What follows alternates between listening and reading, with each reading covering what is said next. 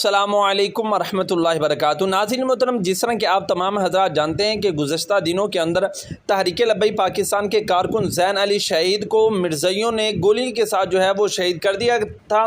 تو ناظرین محترم، تحریک لبیک پاکستان نے اس کے خلاف جو ہے وہ ایکشن لیا۔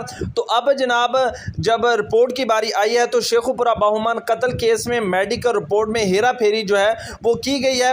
شیخو پورہ سینکڑوں ٹی ایل پی کے کارکنان کا ٹراما سینٹر میں احتجاجی مظاہرہ۔ ناظرین محترم، شیخو پورہ میڈیکل رپورٹ میں گولیاں عقب سے لگنے کی رپورٹ جاری کی گئی ہے۔ مظاہرین کا جو ہے وہ کہنا ہے شیخو پورہ مقتول کو گولیاں سامنے سے لگی، غلط رپورٹ جاری کی گئی، ٹی ایل پی نے یہ کہا ہے۔ ناظرین محترم، شیخو پورہ قانون کو ہاتھ میں نہیں لینے دیں گے، یہ مظاہرین کا وہاں پر کہنا ہے۔ شیخو پورہ میڈیکل رپورٹ جاری کرنے والے ڈاکٹروں کے خلاف جو ہے وہ قانونی کارروائی جو ہے وہ کی جائے، اور یہ جو وہاں پر تحریک لبیک پاکستان کے کارکنان ہیں ان کا یہ مطالبہ ہے۔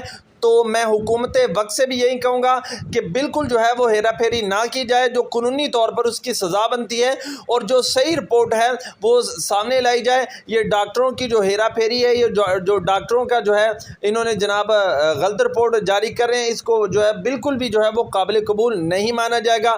اصل رپورٹ لائی جائے اور قانونی کارروائی جو ہے وہ ٹھیک سے کی جائے۔